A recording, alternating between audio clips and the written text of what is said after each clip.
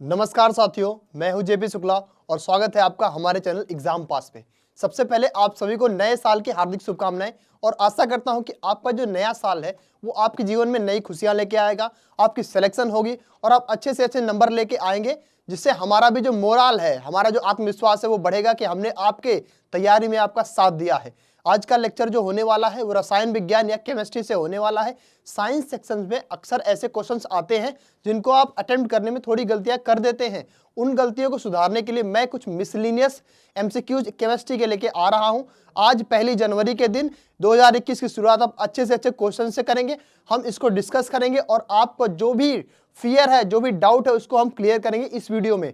और अगर आप नए हैं इस चैनल पे तो सबसे पहले मैं चाहूँगा आप इस चैनल को सब्सक्राइब कर दीजिए और हमारी वीडियो को लाइक कर दीजिए। जितने भी आपके फ्रेंड्स हैं उनको आप बताइए कि 2:15 बजे 2:15 पे डेली जो एग्जाम पास उस पर मंडे टू फ्राइडे क्लास होती है, यहाँ पे 2:15 पे जीएस की और मेरे द्वारा जेपी शुक्ला सर के द्वारा आपको जीएस की सारी मेंटोरिंग होगी, आपके सारे डाउट्स क्लियर होंगे और आपकी तैयारी और अच्छे से मैं करा पाऊंगा। लेक्चर को स्टार्ट करेंगे। सबसे पहले हम देखेंगे कि एमसीक्यू नंबर 1 क्या है आपके लिए। पहला जो एमसीक्यू है ये बोलता है कि which of the following causes rusting of iron, मतलब जो लोहा होता है उसमें जो जंग लगती है वो किसके कारण लगती है। आपका थोड़ा आसान क्वेश्चन है कि लोहे में जंग लगने का कारण क्या है। आपके पास 4 विकल्प है। पहला कारण है आपके सामने ऑक्सीडेशन, इसको ऑक्सीकरण भी बोला जाता है। दूसरा जो कारण है उसको रिडक्शन बोला जाता है, इसको अपचयन बोलते हैं हिंदी में। तीसरा आपका जो कारण है वो है रेडॉक्स और चौथा कारण है जर्मिनेशन। आपके सामने 4 विकल्प हमने दे रखे हैं। इसका जो सही आंसर है मैं आपको बता दे रहा हूं। इसका जो सही आंसर है, आप वीडियो को पॉज करके इसका जो सही आंसर है उसको एक बार आप कमेंट बॉक्स में डाल देना, जिससे आपकी तैयारी आपको मालूम हो सके। मैं इसका सही आंसर बता दे रहा हूं। इसका जो सही आंसर है वो ऑक्सीडेशन है, मतलब लोहा जो है उसमें जो जंग लगती है उसमें ऑक्सीकरण के कारण लगती है। हम जानते हैं लोहा एक धातु है और उसमें जब ऑक्सीकरण होता है तो उसमें जंग लगती है। क्या प्रोसेस होती है मैं आपको बताता हूं। आप ये इमेज देख लो, इस टाइप की आपने अक्सर इमेज देखी होगी कि लोहा बहुत सारा होता है, कहीं पे उसमें जंग लग जाती है तो वो कमजोर हो जाता है और अंत में जाके वो टूट जाता है और वो बिना किसी मतलब वो किसी काम का नहीं रहता है। आप देखो ध्यान से, इक्वेशन में आपको बता रहा हूं। लोहे का फार्मूला होता है या एलिमेंट जो होता है वो है Fe, इसको आयरन बोलते हैं। जब आयरन की रिएक्शन ऑक्सीजन O2, जब आयरन की रिएक्शन O2 के साथ होती है तो वो फेरस ऑक्साइड बनाता है जो जंग का कारण बनता है। रस्ट, RUST, इसको बोला जाता है जंग। यही वो कारण है जिसकी वजह से लोहा एक कमजोर हो जाता है और टूट जाता है। आई थिंक आपको क्लियर हो गया होगा कि लोहे में जंग का कारण क्या है। आपका फेरस का ऑक्सीडेशन होता है और वो Fe+2 से Fe+3 में चेंज हो जाता है और इसी वजह से लोहा जो है वो कमजोर हो जाता है। आई थिंक आपको क्लियर हो गया होगा। आगे बढ़ते हैं अगले क्वेश्चन की तरफ। आज का जो अगला क्वेश्चन है वो क्वेश्चन कहता है a colloidal system in which a liquid disperse in a liquid, मतलब एक ऐसा कोलाइडी निकाय जिसमें एक द्रव दूसरे द्रव में घुला होता है। आपके सामने मैंने 4 ऑप्शंस रखे हैं। पहला जो ऑप्शन है वो है जेल, दूसरा ऑप्शन आपके सामने पायस है, तीसरा जो ऑप्शन है आपके सामने वो है सॉल और चौथा जो ऑप्शन है आपके सामने वो है अवक्षेप। मैं चाहूंगा वीडियो को पॉज करके आप कमेंट बॉक्स में इस क्वेश्चन का आंसर जो है वो अटेम्प्ट करें, जिससे आपकी तैयारी सामने आ सके। मैं इसका सही आंसर बता रहा हूं आपको, वो है पायस। इसको अंग्रेजी में इमल्सन बोलते हैं, EMULSION। मैंने एक इमेज यहाँ पे दिखा रखी है, ये देखो पायस ऐसे होता है। उदाहरण के तौर पे अगर आप ध्यान से देखो तो जब किसी पानी की बोतल मान लो आप ले लो, पानी एक लिक्विड है, ठीक है। अब पानी में अगर आप ऑयल, मस्टर्ड ऑयल डालोगे तो वो उसकी सरफेस पे तैरता है। तो एक लिक्विड का दूसरे लिक्विड में डिस्पर्सन जो होता है और पूरी तरह से मिलता नहीं है, देखो डिस्पर्स होता है, इसी को बोला जाता है इमल्सन या फिर पायस। दोनों मिलते नहीं है। Oil in water, oil in water, oil in water type of emulsion. I think आपको क्लियर हो गया होगा कि इस क्वेश्चन का आंसर पायस क्यों है। जेल नहीं है इसका आंसर, साल और अवक्षेप भी नहीं है इसका आंसर। अवक्षेप सॉलिड स्टेट में आपको देखने को मिलता है, प्रेसिपिटेट भी बोलते हैं इसको। आगे बढ़ते हैं अगले क्वेश्चन की तरफ। आज के आराम से आप सीखिएगा, कोई डरने की जरूरत नहीं है। सारे डाउट आपको एक बार में मैं क्लियर करा दूंगा और आपकी तैयारी में बिल्कुल भी कमी नहीं आएगी।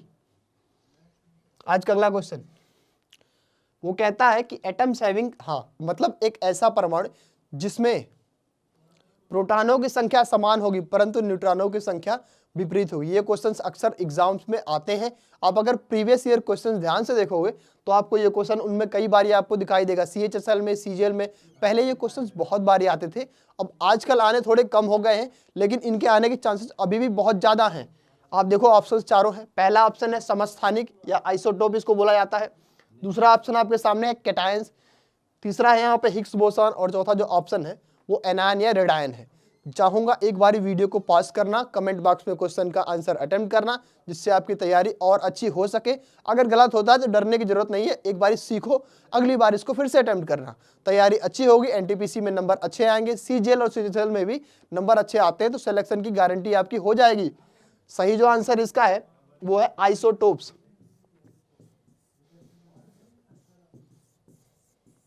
इसको बोला जाता है समस्थानिक, आइसोटोप्स। उदाहरण के तौर पे मैं आपको देता हूं, ये देखो 1H1 और 1H3, ये है प्रोटियम और ये है ट्राइटियम। हाइड्रोजन के 3 समस्थानिक हैं, प्रोटियम, डाइटेरियम और ट्राइटियम। प्रोटियम 1H1, इसमें एक प्रोटॉन और एक न्यूट्रॉन, तो इसका नाम हो गया प्रोटियम। ये है हाइड्रोजन का समस्थानिक। अब अगर एक प्रोटॉन है और 3 न्यूट्रॉन है तो वो हो गया ट्राइटियम, ये भी एक समस्थानिक है। उदाहरण से आई थिंक आपको समझ में आ गया होगा, प्रोटॉन जो है वो सेम है परंतु न्यूट्रॉनों की संख्या में अंतर है, इसलिए इसको बोला गया क्या, समस्थानिक। स्थान इसके बिल्कुल सेम है। आई थिंक क्लियर हो गया होगा कि इसका आंसर आइसोटोप क्यों है। हम बढ़ते हैं अगले क्वेश्चन की तरफ। किसी को अगर कोई दिक्कत आएगी तो कमेंट बॉक्स में डाल देना, उनकी क्वेरीज की रेजोल्यूशन हम लोग कर देंगे। बढ़ते हैं आगे। क्वेश्चन कहता है कि परमाणु के उच्चतम, मतलब जो हाईएस्ट एनर्जी लेवल है किसी भी एटम की, उसको क्या बोला जाता है। चारों विकल्प मैंने आपके सामने दे दिए हैं। पहला जो है वो वैलेंस प्रोटॉन या संयोजी प्रोटॉन होता है। दूसरा विकल्प आपके सामने है ऑर्बिटल प्रोटॉन्स। तीसरा है यहाँ पे वैलेंस इलेक्ट्रॉन्स और चौथा है ऑर्बिटल इलेक्ट्रॉन। मैं चाहूंगा जल्दी से आप सभी इस क्वेश्चन का जो आंसर है वीडियो को पॉज करना, कमेंट बॉक्स में डाल देना, जिससे आपकी अंडरस्टैंडिंग सामने आ सके। मैं सही आंसर इसका बता देता हूं। सही आंसर है वैलेंस इलेक्ट्रॉन्स या संयोजी कोष के इलेक्ट्रॉन। देखना ध्यान से, वैलेंस। ये देखो मैंने एनर्जी लेवल का एक डायग्राम दिखा रखा है। सबसे पहले 1s होता है, 2s, 3s और सबसे ऊपर 7s। 7s अब देखो मैक्सिमम है, परंतु कोई भी एटम है उसका जो बाह्य कोश होता है वही जो होता है किसी भी जो मेटल फॉर्मेशन है या किसी कंपाउंड फॉर्मेशन है उसमें पार्टिसिपेट करता है, तो वहां पे जो वैलेंस सेल में इलेक्ट्रॉन्स होते हैं उन्हें ही मेन कहा जाता है किसी भी कंपाउंड की फॉर्मेशन के लिए। तो इसका सही आंसर हो गया वैलेंस इलेक्ट्रॉन, और वो हाईएस्ट एनर्जी लेवल में होते हैं। आगे बढ़ते हैं हम लोग अगले क्वेश्चन की तरफ आज के। वो कहता है कि किसी भी इलेक्ट्रॉन को गेन करने की, प्राप्त करने की प्रक्रिया क्या कहलाती है। चारों विकल्प हमने आपके सामने दे दिए हैं। पहला यहाँ पे ऑक्सीडेशन है या ऑक्सीकरण है। दूसरा विकल्प आपके सामने है अपचयन। तीसरा जो विकल्प है वो है रेडिएशन या विकिरण बोलते हैं इसको, और चौथा जो आपके सामने विकल्प है वो है रेडॉक्स। मैं चाहूंगा जल्दी से आप सभी इस क्वेश्चन का जो आंसर है वीडियो को एक बारी पॉज करना, उसको आराम से आंसर करना। अगर गलत होता है तो भी डरने की कोई जरूरत नहीं है, आप इसको सीखना और दूसरी बार आप अटेम्प्ट करना। मैं इसका सही आंसर आपको बता देता हूं। इलेक्ट्रॉन प्राप्त करने की क्रिया को रिडक्शन बोलते हैं, अपचयन। ये देखो ध्यान से आप देखो, उदाहरण मैंने दिखा रखा है यहाँ पे। ये है कॉपर Cu2+, इसकी रिएक्शन Mg से जब हमने कराई या Mg के साथ ये रिएक्ट कर रहा है तो Cu लिबरेट हो गया और Mg को +2 गेन हो गया। तो Mg को जो +2 गेन हो गया वो रिडक्शन हो गया इलेक्ट्रॉन का, रिडक्शन हो गया। और यहां देखो यहां हुआ Mg को ऑक्सीडेशन इलेक्ट्रॉन लेने के बाद, तो कॉपर का रिडक्शन होगा यहाँ पे और मैग्नीशियम का यहाँ पे ऑक्सीडेशन हुआ। मतलब जो कॉपर है उसके इलेक्ट्रॉन चले गए और मैग्नीशियम के यहाँ पे इलेक्ट्रॉन आ गए। ठीक है, एक और उदाहरण ध्यान से देखना, मैं बता देता हूँ। यहाँ पे NaCl से Na+ और Cl-, यहाँ Cl-, Cl का 17 है, उसको एक Na अपना दे देता है तो इसको एक इलेक्ट्रॉन मिल जाता है, तो Cl का यहाँ पे रिडक्शन हो गया। मतलब 17 से 18 इलेक्ट्रॉन इसके हो गए और इसका ऑक्टेट पूरा हो गया, तो ये इसका सही आंसर रिडक्शन हो जाएगा। आगे बढ़ते हैं हम लोग। ये क्वेश्चन था कि इसमें से ऊर्ध्वपातन का कौन सा उदाहरण है, सब्लिमेशन ऊर्ध्वपातन का कौन उदाहरण था। चारों विकल्प मैंने आपके सामने दे दिए हैं। पहला विकल्प है शुष्क बर्फ, ड्राई आइस, दूसरा विकल्प है कैम्फर कपूर, तीसरा यहाँ पे है फ्रोजन फूड जमे हुए भोजन, और चौथा है चारों। जल्दी से आप सभी इस क्वेश्चन का जो उत्तर है उसको एक बारी कमेंट बॉक्स में अटेम्प्ट कर देना। और जो इसका सही उत्तर मैं आपको बता दूं, ये चौथा है। बाकी तीनों उत्तर गलत है। चौथा जो है, ये चारों जो है या जो तीनों हैं, ये सभी के सभी ऊर्ध्वपातज है। ऊर्ध्वपातज मतलब होता क्या है, जब किसी ठोस पदार्थ को आप एक बारी गर्म करोगे तो लिक्विड स्टेट में चेंज नहीं होगा, वो डायरेक्टली वो गैसेस स्टेट में चेंज हो जाएगा। तो इसको सब्लाइम या फिर सब्लिमेशन प्रोसेस कहते हैं। उदाहरण देखो यहाँ पे, ये है एक कैम्फर कपूर। इसको जब आप जलाओगे तो ये डायरेक्टली इवेपोरेट होके गैसेस स्टेट में चेंज हो जाएगा, गैस में बदल जाएगा, और इसी प्रोसेस को सब्लिमेशन कहते हैं। आई थिंक आपको क्लियर हो गया होगा। हम लोग अगले क्वेश्चन की तरफ मूव करते हैं। वो कहता है एटॉमिक थ्योरी परमाणु सिद्धांत किसने दिया था। विकल्प चारों आपके सामने हैं, एवोगैड्रो, डाल्टन, न्यूटन और पास्कल। कमेंट बॉक्स में अपना उत्तर यहाँ पे डाल देना। अगर गलती होता है तो उसको एक बार देख लेना, सही होता है तो फिर भी आप देखना, क्योंकि आपको एडिशनल इंफॉर्मेशन इसमें मिलेगी। सही उत्तर यहाँ पे डाल्टन है। Dalton was the first scientist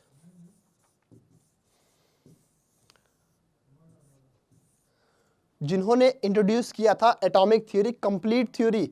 कब किया था, नोट डाउन कर लो, 1810, 1810, 1810 ईस्वी में इन्होंने कंप्लीट थ्योरी, एटॉमिक थ्योरी दी थी, डाल्टन, जॉन डाल्टन। इसलिए एटॉमिक थ्योरी के लिए इनको बोला जाता है। एवोगैड्रो ने दूसरा काम किया था, नंबर दिया था, एवोगैड्रो नंबर जो हम सभी यूज करते हैं। न्यूटन ने बहुत सारे नियम दिए थे, बल्कि पास्कल ने दाब के नियम दिए थे। ये सब अलग अलग साइंटिस्ट हैं। तो सही आंसर हमारा क्या हो गया, जॉन डाल्टन। बढ़ते हैं अगले क्वेश्चन की तरफ आज के।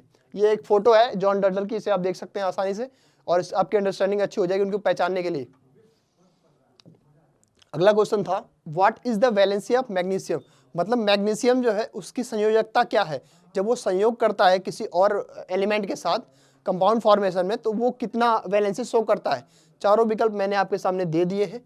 मैं चाहूंगा एक बारी वीडियो को पॉज करना, कमेंट बॉक्स में उत्तर देना और अपना जो उत्तर है उसकी जांच करना। सही उत्तर इसका है 2। मैग्नीशियम +2 की वैलेंसी शो करता है। Mg2+, हम जानते हैं इसका जो परमाणु क्रमांक है वो 12 है। यहां देखो ध्यान से, मैग्नीशियम +2 की वैलेंसी शो करता है, और ये एल्कलाइन अर्थ मेटल्स है। एल्कलाइन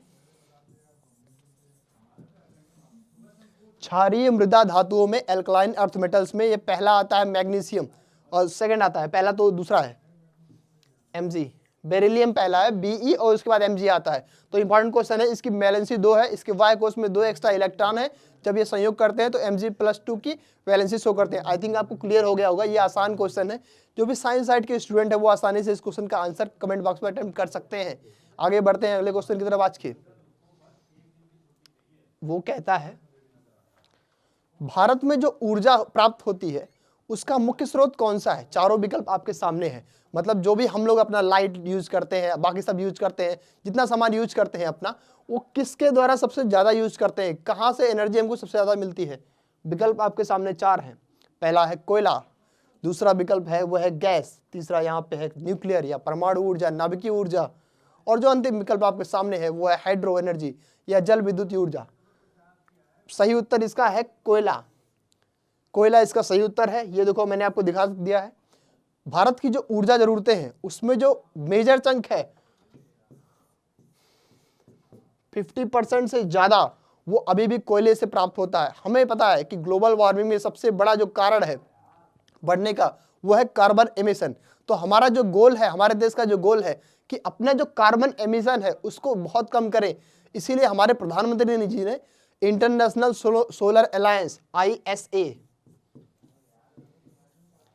इंटरनेशनल सोलर अलायंस, यहां क्लियर हो जाएगा, अंतरराष्ट्रीय सौर सम्मेलन, इसका सबसे पहले उद्घाटन किया।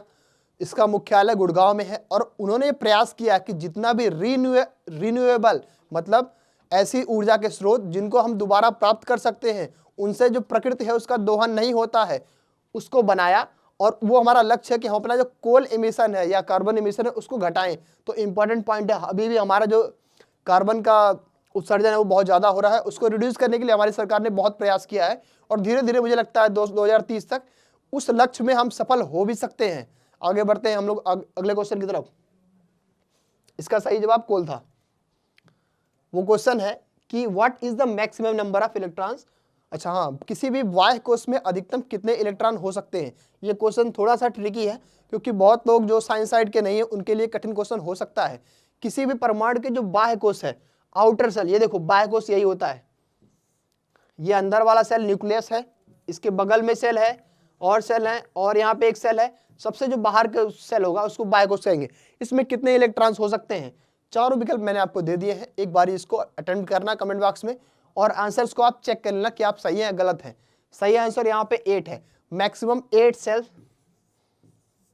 8 इलेक्ट्रॉन्स मैक्सिमम किसी भी बाह्य कोश में हो सकते हैं। तो ये आसान क्वेश्चन था, इसको बहुत ज़्यादा सोचने की जरूरत नहीं है, आप इसको रट लो एक बारी कि 8 ही जो अधिकतम इलेक्ट्रॉन है वो किसी भी बाह्य कोश में आउटर सेल में हो सकते हैं। आगे बढ़ते हैं अगले क्वेश्चन की तरफ आज के। वो क्वेश्चन है लोहे के गैल्वेनाइजेशन में कौन सी धातु यूज की जाती है। चारों विकल्प मैंने आपके सामने दे दिए हैं। पहला जो विकल्प है वो है कॉपर, दूसरा यहाँ पे है लेड, तीसरा जिंक है और चौथा यहाँ पे मरकरी है। तो जितने लोगों को ये आंसर इसका पता हो उसको कमेंट बॉक्स में डालना। सही आंसर इसका है जिंक। देखो गैल्वेनाइजेशन का प्रोसेस बेसिकली होता है इसलिए कि किसी भी लोहे को मजबूती थोड़ी दे सके, तो जिंक की अगर उस पर प्लेटिंग कराओगे या गैल्वेनाइजेशन में यूज करोगे तो लोहा थोड़ा और मजबूत हो जाएगा। तो सही आंसर हमारा हो गया जिंक, ZINC। जिंक की प्लेटिंग करा दो या गैल्वेनाइजेशन करा दो तो लोहा थोड़ा और मजबूत हो जाएगा। तो इसका सही आंसर हो गया आपका जिंक। ठीक है, आगे बढ़ते हैं। सबसे बेहतर कोयला कौन सा है। तो चारों यहाँ पे कोयले के वेराइटीज हैं और मैं चाहूंगा जल्दी से इस क्वेश्चन का आंसर आप सभी कमेंट बॉक्स में अटेम्प्ट कर देना क्योंकि आपकी अंडरस्टैंडिंग सामने आएगी और आपकी तैयारी और अच्छी होगी। सही आंसर एंथ्रेसाइट है। एंथ्रेसाइट सबसे बेहतर कोयला होता है। कारण क्या है, 92% से भी ज़्यादा, 92% से भी ज़्यादा इसकी अच्छी क्वालिटी का कोयला होता है। मतलब उसमें वेस्ट मटेरियल 5% से 6% ही होते हैं। एंथ्रासाइट ही सबसे अच्छा कोयला होता है। एडिशनल इन्फॉर्मेशन ये है कि भारत में एंथ्रासाइट उतना अच्छा नहीं है, इसलिए भारत में ये दोनों कोयले आपको मिलेंगे, बिटुमिन और ये एंथ्रासाइट सबसे अच्छा कोयला होता है 92% से भी ज़्यादा। भारत में झारखंड जो है वो सबसे बड़ा जो कोयल का प्रोड्यूसर है। मतलब सबसे ज़्यादा कोयला अगर भारत में देखोगे तो झारखंड में मिलता है। और कोयले के प्रोड्यूसर्स की बात करोगे आप तो ऑस्ट्रेलिया भी बहुत बड़ा प्रोड्यूसर है, वो बहुत सारा एक्सपोर्ट करता है कोयला दुनिया के देशों में। आगे बढ़ते हैं हम लोग। अगला क्वेश्चन यहाँ पे क्वार्ट्ज।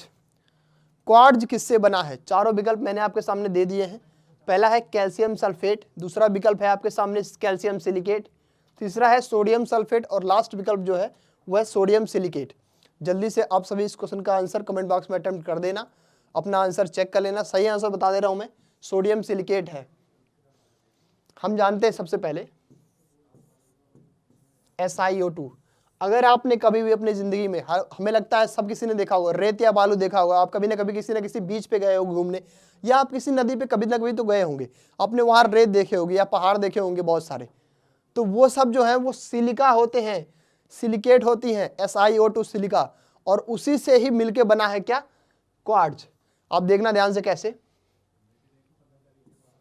Na2 SiO2, ये है सोडियम सिलिकेट।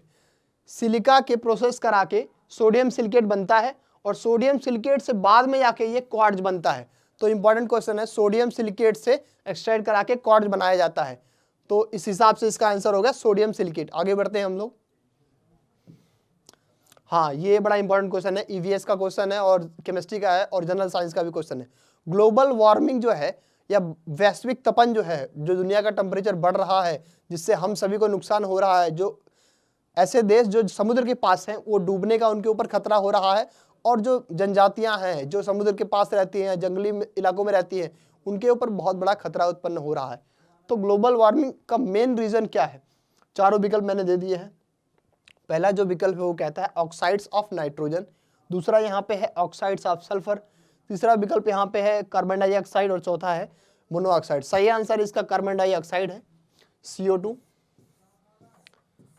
इसके एमिशन से, ये जब गैस निकलती है चिमनी के माध्यम से और माध्यमों से, जब हम कोई भी चीज़ जलाते हैं, किसी कोयले को जलाते हैं, किसी चीज़ का उत्सर्जन करते हैं, तो यही कार्बन डाइऑक्साइड निकलती है और ये सबसे खतरनाक है हमारे वायुमंडल के लिए। तो यही ग्लोबल वार्मिंग का मेन रीजन है। सही आंसर इसका है। आप देख लो यहाँ पे ये एक इमेज है, CO2 यहाँ पे निकल रही है और एक इमेज के द्वारा CO2 बना के दिखाया गया है। तो अगर CO2 के एमिशन को हम लोग कंट्रोल कर लेते हैं तो ग्लोबल वार्मिंग भी हम लोग कंट्रोल कर लेंगे। आगे बढ़ते हैं आज के क्वेश्चन की तरफ। यह है मौसम का जो गुब्बारा होता है, जिसमें मौसम बताने के लिए प्रयोग किया जाता है, उसमें कौन सी गैस भरी जाती है? चारों विकल्प मैंने आपके सामने दे दिए हैं। पहला है हीलियम, दूसरा यहाँ पे है हाइड्रोजन, तीसरा विकल्प है वायु और चौथा यहाँ पे नाइट्रोजन है। इस क्वेश्चन का जो सही आंसर है वो हीलियम है, हाइड्रोजन नहीं है। हीलियम जो गैस है इसका प्रयोग मौसम के गुब्बारे में किया जाता है। थोड़ा आसान क्वेश्चन है, अक्सर सभी एग्जाम्स में आता है और इसको आप याद कर लो कि हीलियम गैस का प्रयोग मौसम के गुब्बारे में किया जाता है। आगे बढ़ते हैं अगले क्वेश्चन की तरफ। इसमें मुझे नहीं लगता किसी को कंफ्यूजन होगा कि इस क्वेश्चन को ज़्यादा आप सोचने की जरूरत है। आप जल्दी से याद कर लो इसको। हीलियम गैस का प्रयोग मौसम के गुब्बारे में भरने के लिए किया जाता है। ये क्वेश्चन थोड़ा सा है। इनर्ट गैसेस, हाँ, अक्रिय गैसेस जो हैं वो किस प्रकार का बिहेव करती हैं? चारों विकल्प मैंने दे दिए हैं। पहला जो विकल्प है वो कहता है कि वो जल में घुलनशील होती हैं। दूसरा इसमें विकल्प है वो कहता है कि अस्थायी होती हैं। तीसरा जो विकल्प है वो कहता है कि वो रासायनिक रूप से क्रियाशील नहीं होती हैं। और लास्ट जो ऑप्शन आपके सामने है वो कहता है कि रासायनिक रूप से बहुत क्रियाशील होती है। चारों विकल्प है। वीडियो को पॉज करना, कमेंट बॉक्स में आंसर डालना और इसके बाद वीडियो को फिर से देखना। आपको आपके आंसर्स का सही या गलत का होने का पता चलेगा। सही आंसर ये है chemically unreactive. Helium, neon, argon, krypton, xenon, ये सभी जो इनर्ट गैसेस हैं, अक्रिय गैसें हैं, इनका नाम इनर्ट इसलिए पड़ा क्योंकि इनका जो ऑक्टेट है वो फुल्ली फिल्ड होता है, अष्टक भरा रहता है। जब इलेक्ट्रॉन होगा ही नहीं संयोजी कोष में तो क्रिया कैसे करेगा, और क्रिया नहीं करेगा तो कोई नया कंपाउंड बनेगा कैसे? सीधी सी बात है। इनके ऑक्टेट जब फुल्ली फिल्ड होंगे, वैलेंस सेल में कोई इलेक्ट्रॉन नहीं होगा तो ये किसी से क्रिया कर ही नहीं सकते हैं या कर ही नहीं पाते हैं, इसलिए वो केमिकली वेरी अनरिएक्टिव होते हैं। आंसर आई थिंक आपको समझ में आ गया है। बढ़ते हैं अगले क्वेश्चन की तरफ आज के। ब्रॉन्ज, कांसा, कांसा किसका मिश्र धातु है? Alloy, alloy. कांसा किसका मिश्र धातु है? ये देखो कांसे की मैंने एक इमेज दिखा रखी है आपको। ब्रॉन्ज, अगर आप ओलंपिक देखते होंगे या फिर आप एशियन गेम्स देखते होंगे या कोई भी ऐसा गेम्स, कॉमनवेल्थ भारत में हुआ था 2010 में, अगर आपने देखा होगा तो बहुत लोग कहते हैं कि इन्हें ब्रॉन्ज मेडल मिला है या कांस्य पदक मिला है। आपके स्कूल में बहुत सारी कंपटीशन होती है, वहाँ पे आपको मेडल्स मिलते हैं। जो थर्ड प्राइज होता है वो ब्रॉन्ज मेडल। तो जो कांसा है वो किससे बना है? चारों विकल्प मैंने आपके सामने दिए हैं। सही आंसर मैं आपको बता देता हूँ, copper, CuSn।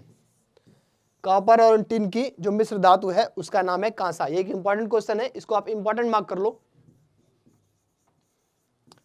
Copper and tin के मिला के बनता है मिश्र धातु ब्रॉन्ज।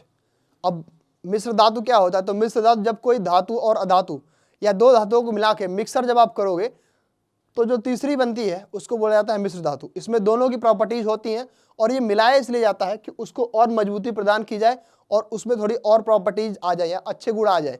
आगे बढ़ते हैं हम लोग। क्वेश्चन है, हाँ, अग्निशामक यंत्र। आई थिंक आपने सभी ने इसको अग्निशामक यंत्र को देखा होगा। सभी के ऑफिसेज में लगा होता है, स्कूल्स में लगा होता है, आपके घरों में भी लगा होता है। अगर आपकी बिल्डिंग बड़ी है या आप बड़ी सोसाइटी में रहते हो तो ये लगा होता है। तो इसमें कौन सी गैस है जो एक्सर्ट होती है, रेडिएट होती है, निकलती है?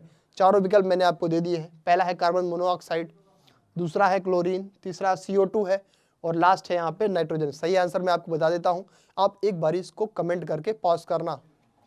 ये देखो CO2 है। आसान क्वेश्चन है, अक्सर एग्जाम्स पे आ जाता है, लेकिन आप इसको भूलना मत, एक बार देख के जाना। अगर आपको अच्छे नंबर लेके आने हैं तो आसान क्वेश्चन भी गलत हो जाते हैं कभी कभी। बढ़ते हैं अगले क्वेश्चन की तरफ हम लोग।